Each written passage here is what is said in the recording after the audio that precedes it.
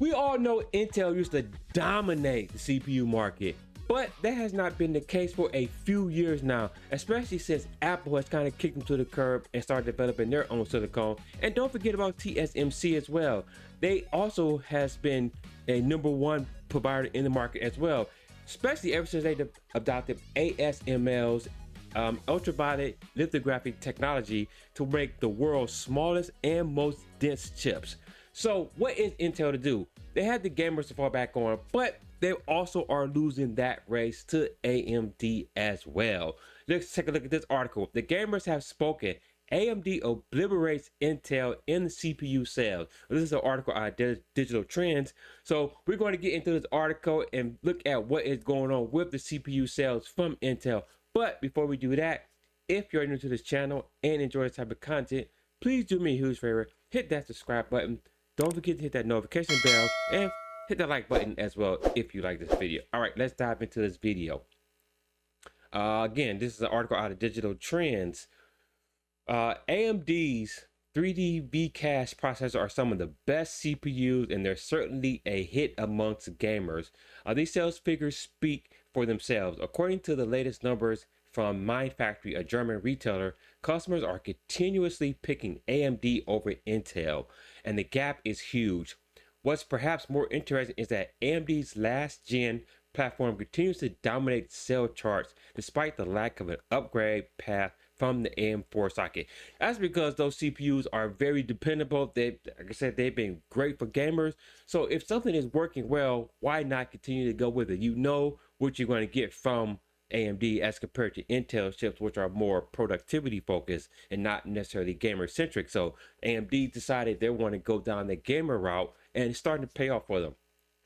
Shared by Tech Epiphany on Twitter, these numbers spell great news for AMD. Of the top 10 processors sold in the last week on Mind Factory, 9 are AMD chips.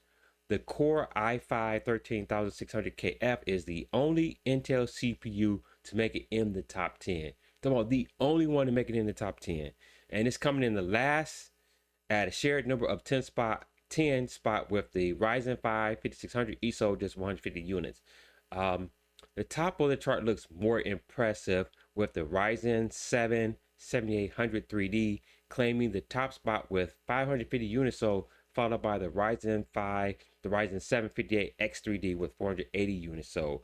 The fact that the 7800X3D rules the lineup is not quite as surprising as the fact that it just barely outpaces its last gen counterpart. Yeah, so people are still flocking to the last gen cards again for those very reasons. I mean, obviously you could probably get them for a little bit cheaper, and they perform pretty well. Not only that, people don't want to spend that extra money considering the climate that we're in right now, when you can get something that actually works very well that's last gen. Save yourself a few bucks.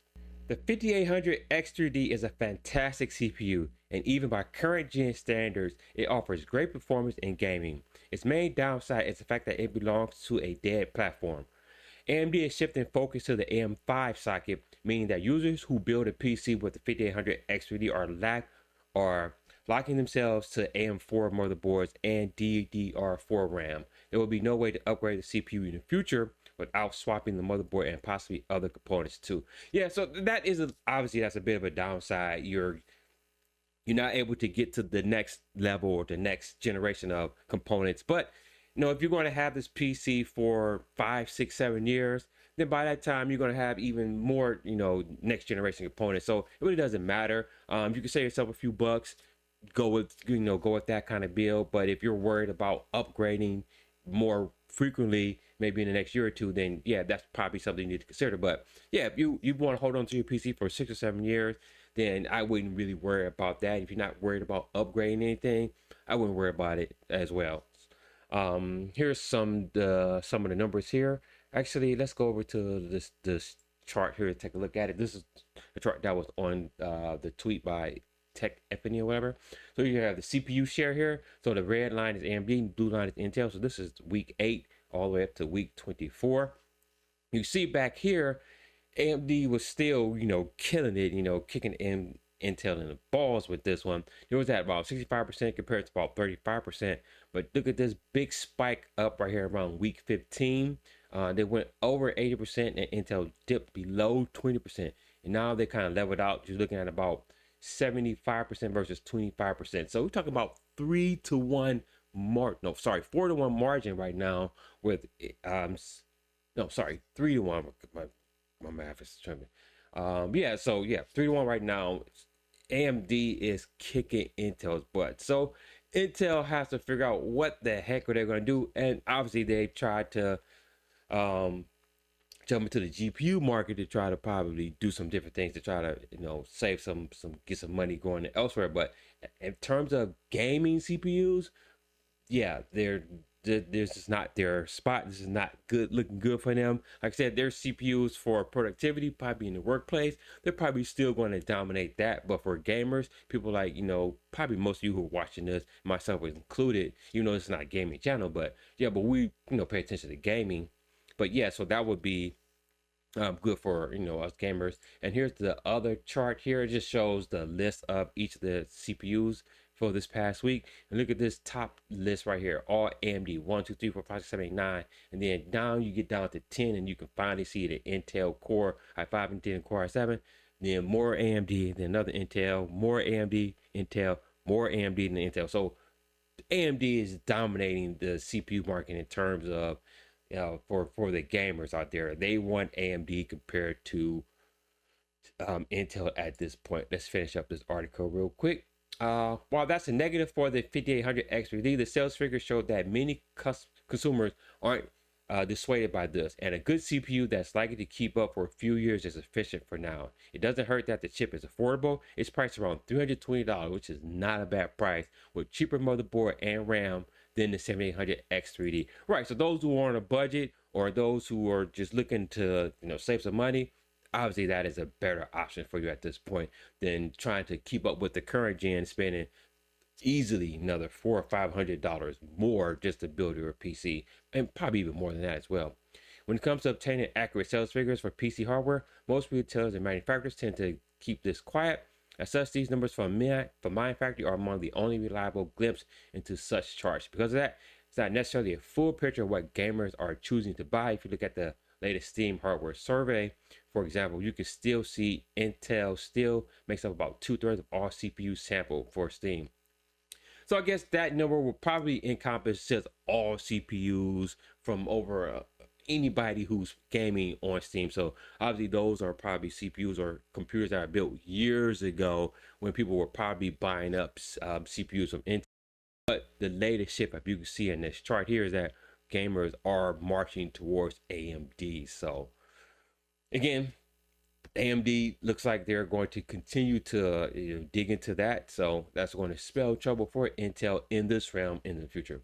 Based on this data, though, it appears a group of gamers who are looking to build a new PC right now are more likely to turn to AMD than Intel, largely thanks to the powerful 3D V cache, but also due to the way the prices are set. The Ryzen 7 7800X3D outpaces Intel's i9-13900K in gaming scenarios, and it costs around $440, whereas the Intel chip sells for $570. Yep.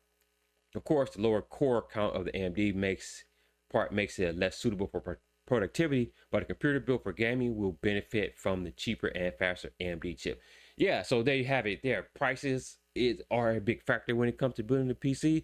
Again, if you've been paying attention to this industry for a while, the past few years, Intel chips have always cost significantly more money than their competitors, and AMD has always tried to sell theirs a little bit cheaper. Obviously, the prices went up when we had the whole silicone shortage, a couple years back. But things are kind of settled down now. But yeah, so it looks like AMD is kicking Intel's butt. Well, how does that remain going forward? Can AMD continue this momentum at this point?